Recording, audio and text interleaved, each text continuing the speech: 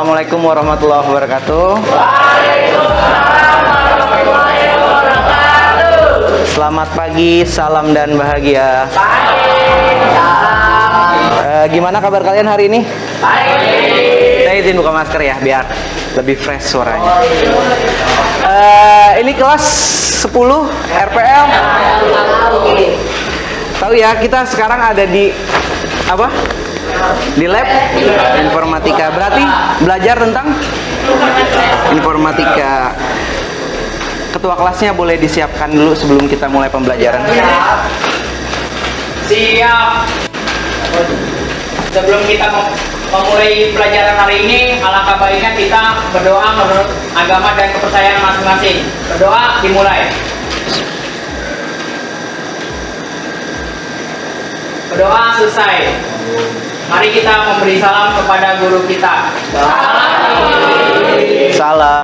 Baik anak-anak, untuk hari ini sebelum kita mulai pembelajaran akan saya absen terlebih dahulu. Abdul Aziz Debay, Ya. Oke. Ya. Adinda Salsabila, Akbaradi, Oke. Agustiadi, Alfarazi,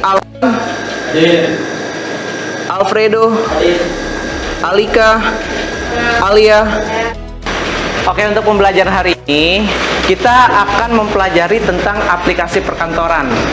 Yang pertama itu ada Microsoft Word. Yang kedua yaitu ada Microsoft Excel. Yang ketiga ada Microsoft PowerPoint.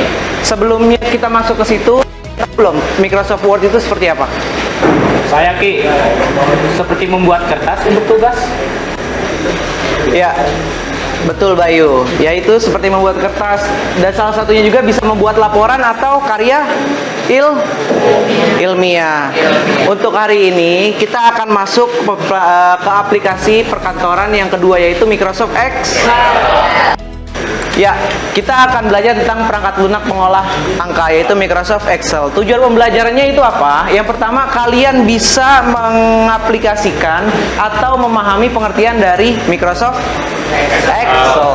Yang kedua yaitu dapat mengetahui fitur yang disediakan di Microsoft Excel. Salah satunya kayak kamu pembuatan data secara otomatis, kayak gitu. Kemudian yang ketiga, kamu dapat membuat data otomatis.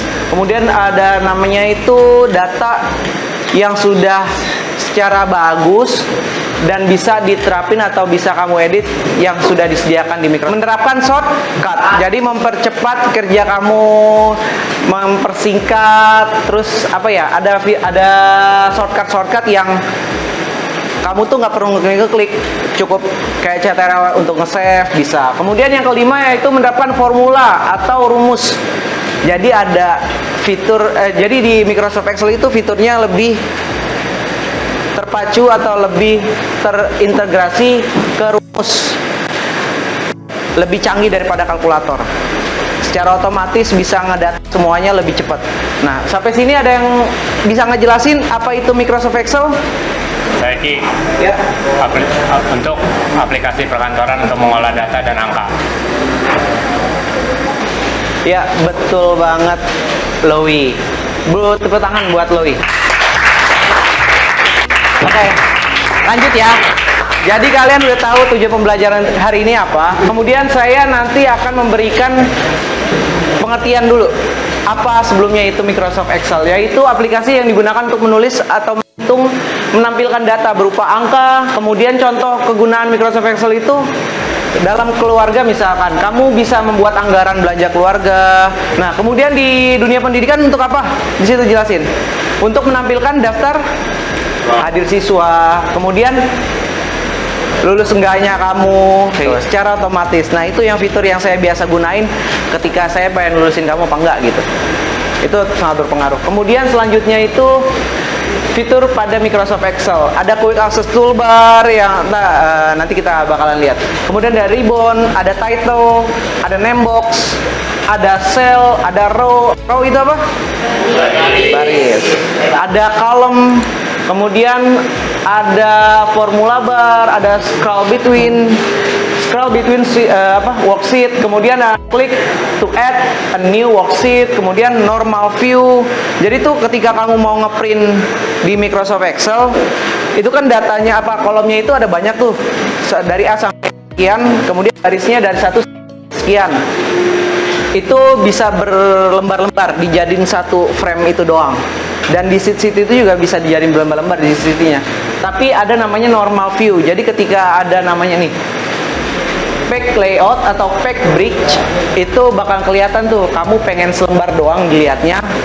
Maksudnya tulisannya cocok gak, pas gak nih buat selembar atau enggak, kayak gitu.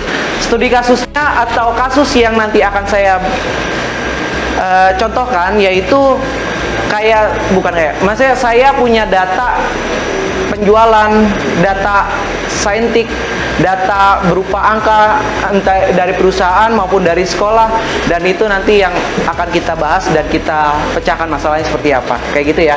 Lanjut, kemudian ada membuat data table pada Microsoft Excel. Yang pertama, seleksi sel yang dibuat table dalam lembar. Nah, kemudian selanjutnya pilih table sesuai dengan yang Anda inginkan. Nah, itu ada tuh. Jadi di Excel itu border belum termasuk table, hanya mengasih garis. Tapi di Excel ada fitur yang untuk secara table otomatis, kayak gitu. Ntar kita coba. Daftar kayak ada 40, bahkan lebih. Nggak ini doang. Ctrl X, nah ini kalau misalkan mouse kamu bermasalah atau nggak bisa digunain, jadi pakai keyboard pun bisa, nggak masalah, bukan alasan maksudnya.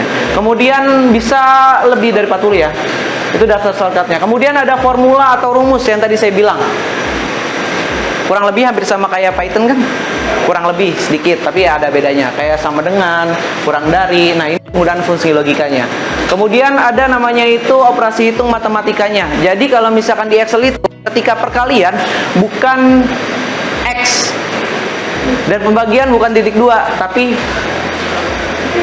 bintang dan sebutannya slash, kayak gitu, biar enak. Jadi ada slash, ada backslash, beda-beda loh. Dan pemangkatan itu namanya V kebalik di atas kutip, kayak gitu. Kemudian yang ketiga ada pengolahan data menggunakan perhitungan statistika. Yang pertama sum, menjumlahkan data dalam sebuah range yang sama dengan sum. Kemudian yang average, rata-rata. Kemudian max, maksimum, min. Nah, itu masih banyak lagi kayak kontif, konta. Nah, ada perhitungan untuk kolom yang kosong ataupun kolom yang terisi. Nanti kita belajar kayak gitu. Nah, itu materi yang saya sampaikan. Kemudian saya akan memberikan studi kasus yang harus kamu selesaikan.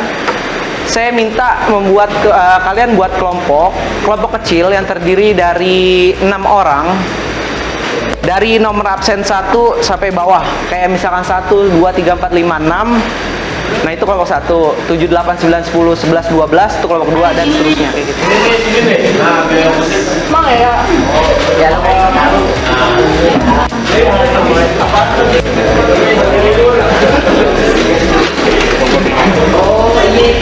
ngapain gitu? Sabar. Gimana? Bisa? Bisa Ki. Satu.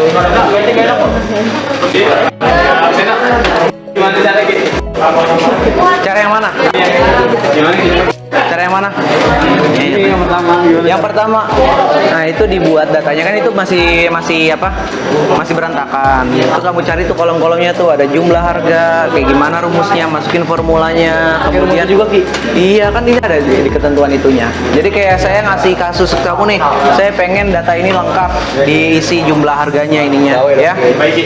Ntar habis itu kita presentasi. Gimana, bisa nggak Farki? Baik. Gimana dari studi kasus yang saya berikan tadi per kelompok? Kira-kira di sini ada yang udah siap untuk maju untuk mempresentasikannya? Saya dari kelompok 6. Lewi dari kelompok 6 dan teman-temannya udah siap ya buat presentasi tugasnya. Tepuk tangan dulu buat Lewi dan teman-temannya dari kelompok 6.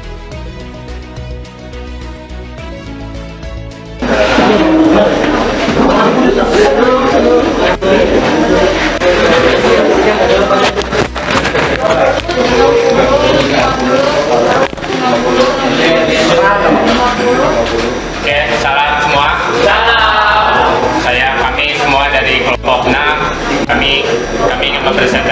mempresentasikan studi kasus yang telah diberikan oleh guru. Yang pertama yaitu adalah jurnal penerimaan dan pengelolaan kas PT Multiguna Finance, dan yang kedua yaitu adalah data penghasilan dosen Universitas Mencerdaskan Bangsa. Oke, kita yang ke pertama dulu. Ya, kalau kita lihat di bulan Januari pada tanggal 1, 3, 4, 5 dan seterusnya menerima saldo awal sekitar 1,5 juta rupiah, dan juga setelah itu kalau kita melihat pembayaran pelunasan dan penerimaan itu sekitar 1,2 juta rupiah, dan pada akhirnya yaitu saldo akhir adalah 1,2 juta rupiah. Yang kami bisa menghitung ini dari ketentuan-ketentuan yang sudah diberikan di kertas tersebut. Lanjut. Untuk yang kedua ada data penghasilan dosen Universitas Mercu Buana Jakarta. Di sini ada beberapa yang belum tertulis seperti pajak, sebelum pajak, setelah pajak, penghasilan bersih. Dan kami mengisinya dengan ketentuan yang guru kami berikan. Untuk hasilnya bisa dilihat di sini.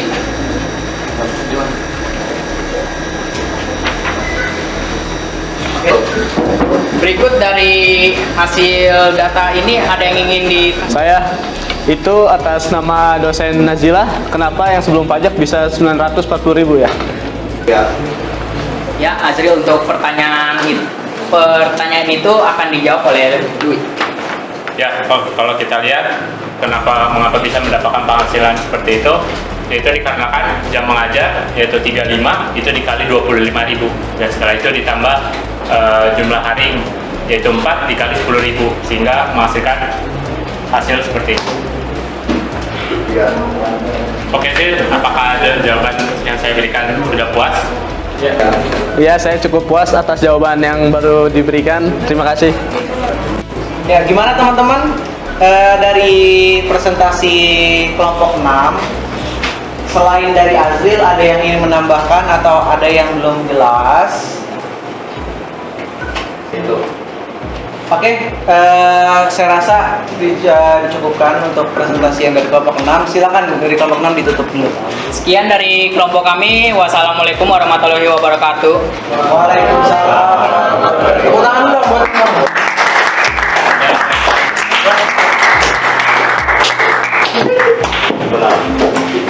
Nah, jadi teman-teman tahu ya bagaimana cara menyelesaikan kasus yang saya berikan. Nanti ada 1 sampai 5 kelompok lagi yang belum, sisanya bisa diteruskan minggu depan.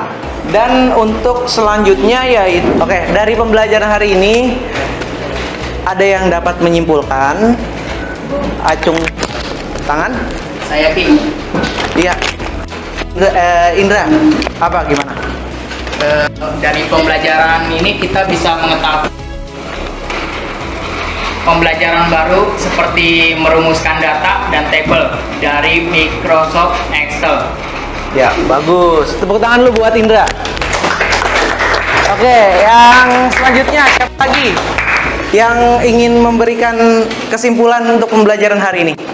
Dari siapa? Siapa? Bayu. Gimana Bayu? Saya kira kesimpulan hari ini dan pembelajaran hari ini cara menyelesaikan dengan menggunakan Excel. Ya begitulah. Ayo, cukup. Terima kasih Bayu. Tepuk tangan dulu juga buat Bayu. Oke, untuk pembelajaran hari ini saya cukupkan. Untuk pertemuan berikutnya kita akan mempelajari aplikasi perkantoran yang selanjutnya. Selain kita sudah mengolah data, habis itu kita bisa mengolah kayak kamu bisa presentasi di depan nih. Namanya apa? Pakai aplikasi pengolah slide presentasi atau Microsoft PowerPoint. Oke, saya cukupkan untuk hari ini. Untuk pembelajaran hari ini, terima kasih atas waktunya dan pembelajaran serta kekompakan kalian yang sudah membuat kelompok dan mengerjakan studi kasus yang sudah saya berikan. Kurang lebihnya mohon maaf. Wabillahi taufiq wal hidayah. Wassalamualaikum warahmatullahi wabarakatuh.